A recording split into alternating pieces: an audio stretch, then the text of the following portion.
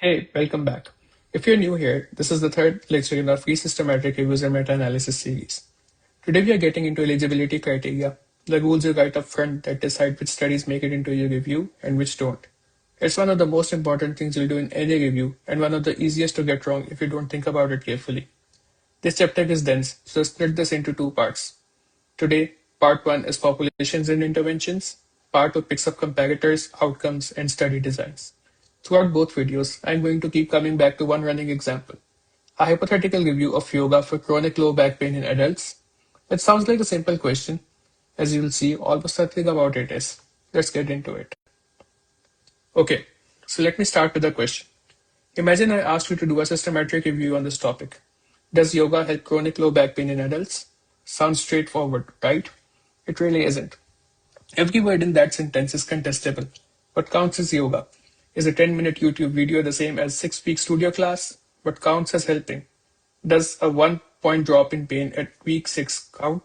Or do we need sustained functional improvement? And who counts as an adult? Anyone over 18? People up to 65? What about pregnant women or athletes? Pause for a second and ask yourself, if you and a colleague decided to review this topic independently without coordinating, would you end up including the same studies? Almost certainly not. And that's the problem eligibility criteria solve. They turn a weak question into a reproducible one. Here's the principle that's going to run through this whole video and it's worth holding on to. Decisions made after you've seen the data are biased decisions, even when you don't mean them to be.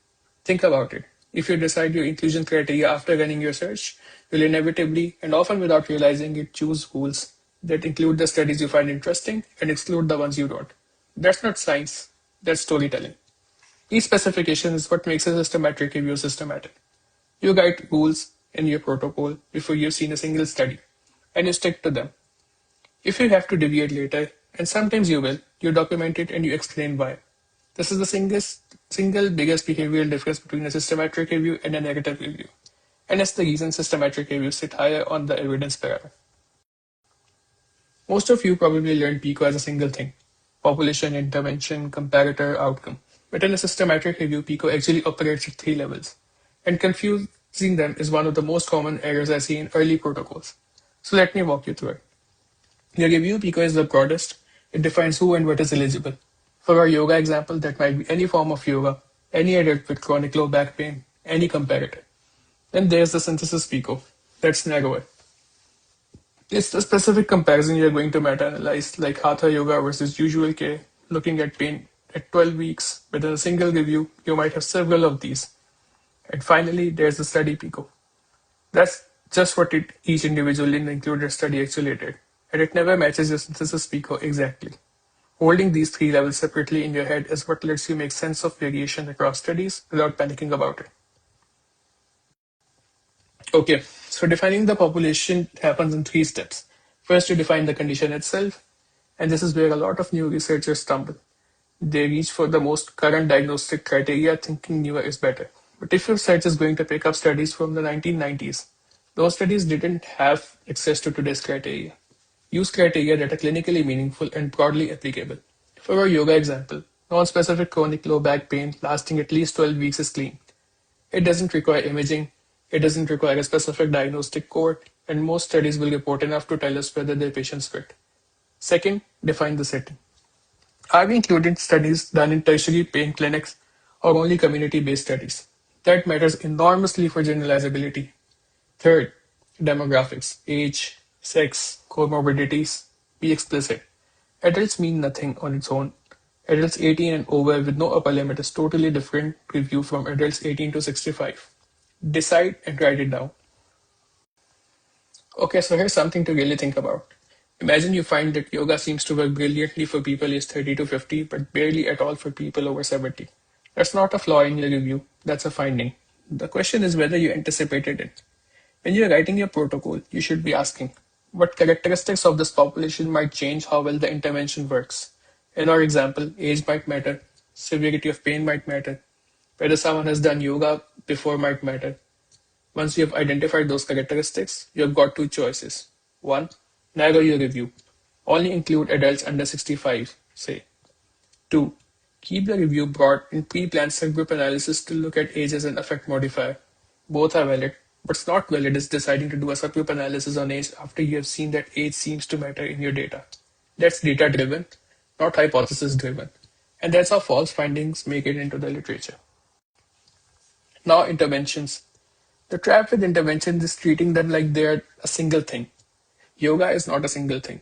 There are dozens of styles, dozens formats, and instructors with wildly different levels of training. The tidier framework gives us a useful structure here. What, who, how, and how much. So what is being delivered? In our case, we might say physical postures and breathing, and we'll exclude pure meditation programs because that's a different intervention. Who is delivering it? A certified instructor with at least 200 hours of training? How is it delivered? In person or live online? Not pre-recorded videos because the teacher's real-time feedback is part of the intervention. How much? At least once a week for at least 6 weeks. None of these choices are arbitrary. Every single one reflects a judgment about what's clinically meaningful. Write them down and be prepared to defend them in your protocol. This is one of the most important decisions you'll make in any review, and it deserves a slide of its own. Lumping versus splitting. Do you treat all forms of yoga as one intervention and pool them in a single meta-analysis, or you split them by style and run separate analysis? Both are defensible, they just answer different questions. If your question is, does yoga broadly help back pain? You lump. If your question is, which type of yoga works best for back pain? You split. The mistake is choosing based on your data. If you plan to lump, then notice hatha trials look great and vinyasa trials look terrible, and you decide to split. That's data driven. And it inflates your false positive rate. If you're uncertain, here's a sensible compromise. Plan both. One main analysis that lumps with pre-specified subgroup analysis that split. The way you get the broad answer plus an honest explanation of all the variations that can potentially be present in your review. Okay, pause the video here. Seriously pause it. I want you to actually do this, not just think about doing it. Pick a question you care about, something in your own field. Maybe it's, do statins prevent heart attack in a healthy 50-year-old? Or maybe, does CBT help adolescent depression? Whatever it is, pick one. Now write down the review PICO in one sentence. Population, intervention, comparator. Outcomes, will come back to it in part 2, so just leave a placeholder for now. Then ask yourself, which term in that sentence is hardest to define? For our yoga review, the hardest term was yoga itself. For a CBT review, it might be CBT. Does internet CBT count? What about brief CBT? 4 sessions, the term you struggle with the most is the term you'll need to defend most carefully in your protocol. That's where you'll spend half of your protocol writing time. And that's completely normal. If you want to share what you came up with, drop it in the comments for every one of us to read. Okay, so 5 things to take away from today. 1. Please specify your goals before you search. The protocol comes first. 2. PICO operates at 3 levels: review, synthesis, study. Don't conflate them. 3. Defining the population means 3 things: condition, setting, demographics. All 3 deliberately. 4. If you think a subgroup matters, plan it in advance. Subgroup discovered in your data aren't findings, they're noise. And 5. Lumping versus splitting is a choice driven by your question, not by what your data looks like. That is it for part 1. Part 2 picks up with comparators, outcomes, and study designs. Outcomes especially are where most reviews stumble, so I think you'll find that one useful. If today's video helped, hit like, and if you know someone working on a review, pass it on. Drop your questions in the comments, and I'll see you in part 2.